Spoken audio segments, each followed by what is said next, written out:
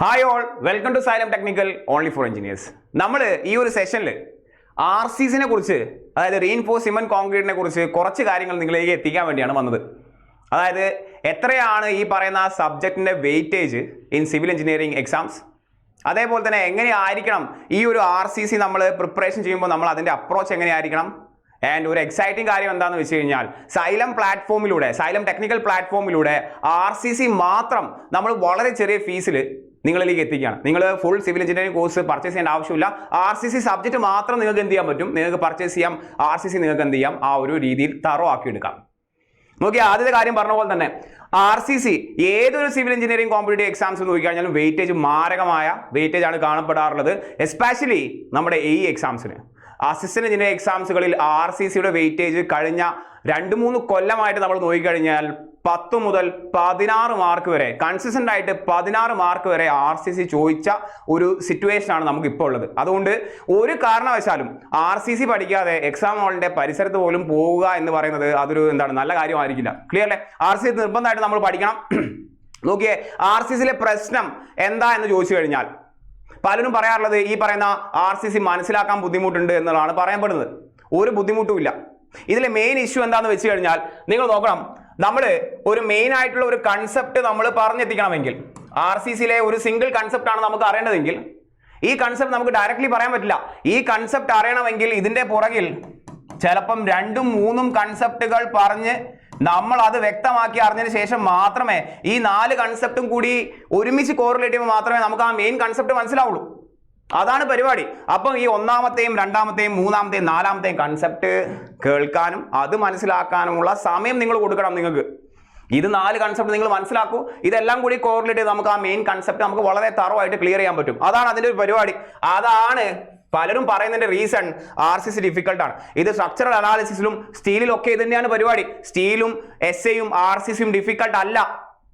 ഒരു കൺസെപ്റ്റ് മനസ്സിലാക്കണമെങ്കിൽ, ന്യൂമറിക്കൽ എത്തിക്കണമെങ്കിൽ, അതിനെ ക്വസ്റ്റ്യൻ നമ്മൾ ചെയ്യണമെങ്കിൽ അതിന്റെ പുറകിലുള്ള ചെറിയ ചെറിയ കുറേ കൺസെപ്റ്റുകൾ മനസ്സിലാക്കി അതിനെ കോറിലേറ്റ് ചെയ്യണം. അപ്പോഴാണ് മെയിൻ സാധനം കിട്ടുക. ഇതാണ് RCCയുടെയും ബാക്കിയുള്ള എല്ലാ സബ്ജക്റ്റിന്റെയും പരിപാടി. എസ്പെഷ്യലി നമ്മൾ RCC ആണ് ഇവിടെ ഡിസ്കസ് ചെയ്യുന്നത്. ക്ലിയർ അല്ലേ? സോ ഡിഫിക്കൽട്ട് അല്ല. നേരത്തെ പറഞ്ഞതുപോലെ തന്നെ ഈ പറയുന്ന RCC നമുക്ക് ഈ തവണ കയ്യിൽ ഒതുക്കണം. ഇനി വരാൻ പോകുന്ന എക്സാംസിലൊക്കെ നമുക്ക് എന്ത് ചെയ്യണം, നല്ല രീതിയിൽ RCCയിലെ ക്വസ്റ്റ്യൻസ് ഒക്കെ നമുക്ക് സ്കോർ ചെയ്യാൻ പറ്റണം.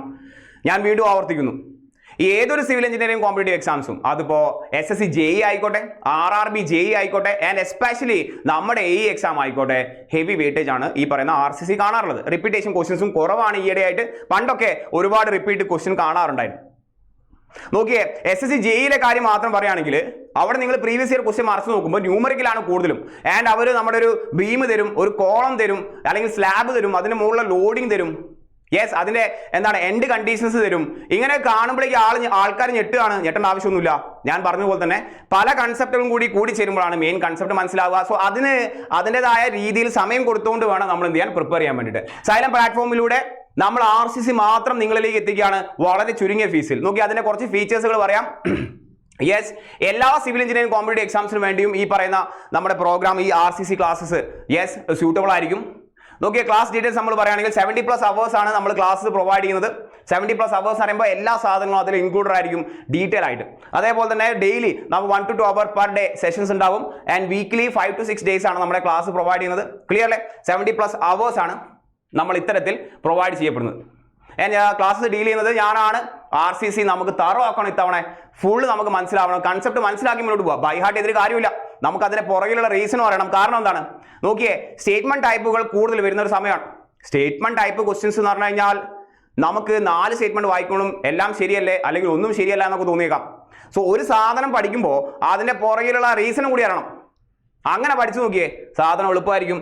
നമുക്ക് ഈ സമയത്തുള്ള ഈ ഒരു ട്രെൻഡ്, ഈ ഒരു എക്സാംസിൽ വന്നിട്ടുള്ള മാറ്റത്തിന്റെ ട്രെൻഡിനനുസരിച്ച് തന്നെ നമുക്ക് എന്ത് ചെയ്യണം, നമുക്ക് ഇത് പഠിക്കണം. അത്യാവശ്യം കൂടുതൽ ലെവൽ തന്നെ പഠിക്കേണ്ടി വരും നമുക്ക്. എന്നാലേ കാര്യങ്ങൾ നമുക്ക് മനസ്സിലാവുള്ളൂ. ന്യൂമറിക്കൽ നമുക്ക് ഈസി ആയിട്ട് അറ്റൻഡ് ചെയ്യാൻ പറ്റണം. സ്റ്റേറ്റ്മെന്റ് ടൈപ്പ് ക്വസ്റ്റ്യൻസുകൾ നമുക്ക് യാതൊരു ഡൗട്ടും ഇല്ലാതെ നമുക്ക് കറക്റ്റ് സ്റ്റേറ്റ്മെന്റുകൾ വായിക്കുമ്പോൾ തന്നെ കണ്ടുപരിചയമുണ്ട്, ഇതിന്റെ റീസൺ എന്താണ്, ഏതൊക്കെ സ്റ്റേറ്റ്മെന്റ് നെഗ്ലക്ട് ചെയ്യണം എന്നൊക്കെ നമുക്ക് മനസ്സിലാക്കാൻ പറ്റണം. ആ രീതിയിലാണ് നമ്മൾ പഠിക്കുന്നത്. ആ രീതിയിലാണ് ക്ലാസ് പ്രൊവൈഡ് ചെയ്യുന്നത്. നോക്കിയേ, സിലബസ് നമ്മൾ കവർ ചെയ്യുന്നത് RCC ഇതൊക്കെയാണ്. ആദ്യം നമ്മൾ ബേസിക് ആയിട്ടുള്ള കുറേ കാര്യങ്ങൾ പറഞ്ഞിട്ടാലേ നമുക്ക് RCCയിലേക്ക് കാലെടുത്ത് വെക്കാൻ പറ്റുള്ളൂ. ഇൻട്രൊഡക്ഷൻസ് ആണ് നമുക്ക് പറയാനുള്ളത്. അതിൽ ഒരുപാട് ബേസിക്സ് നമുക്ക് പണ്ട് സ്ട്രെങ്ത് ഓഫ് മെറ്റീരിയലിലെ കുറേ ബേസിക്സ് ഉണ്ട് അല്ലെ, പല അസംഷനുകളുണ്ട്. എന്താണ് ആ അസംഷന്റെ ഉപയോഗങ്ങൾ, അതൊക്കെ നമ്മൾ ആ ഇൻട്രൊഡക്ഷൻ്റെ ആ ഒരു പോർഷനാണ് നമ്മൾ ഡിസ്കസ് ചെയ്യുക, അതിൻ്റെ ബേസിക് ആയിട്ടുള്ള കാര്യങ്ങൾ. കാരണം ആ ബേസിസ് വെച്ചിട്ടാണ് നമ്മൾ എന്ത് ചെയ്യുക പിന്നീട് അങ്ങോട്ടുള്ള എല്ലാ കൺസെപ്റ്റുകളെയും നമുക്ക് മനസ്സിലാക്കേണ്ടത്. ക്ലിയർ അല്ലേ? സോ കുറേ കൺസെപ്റ്റുകൾ നമ്മൾ ഇൻട്രൊഡക്ഷനിൽ പറയും, ബേസ് സാധനങ്ങൾ. ദെൻ നമ്മുടെ സാധാരണ സിലബസുകൾ LSM for ഫ്ലെക്ചർ എന്ന് പറഞ്ഞാൽ ബെൻഡിങ്, ഓക്കെ, അതായത് ബീമിനെ കുറിച്ച് പഠിക്കുന്ന പരിപാടി. LSM for ഷിയർ ഉണ്ട്. അത് കഴിഞ്ഞാൽ ബോണ്ട്, ആങ്കറേജ്, ഡെവലപ്മെന്റ് ലെങ്ത് പഠിക്കാനുണ്ട്. കൂടുതൽ ക്വസ്റ്റ്യൻ വരുന്ന ഏരിയയാണ് bond, anchorage and development length. മനസ്സിലാക്കി പഠിച്ച കാര്യം കയ്യിലുണ്ടാവും. LSM for കംപ്രഷൻ, കോളങ്ങളെ കുറിച്ച് പഠിക്കാനുണ്ട്. LSM for ടോർഷൻ ഉണ്ട്.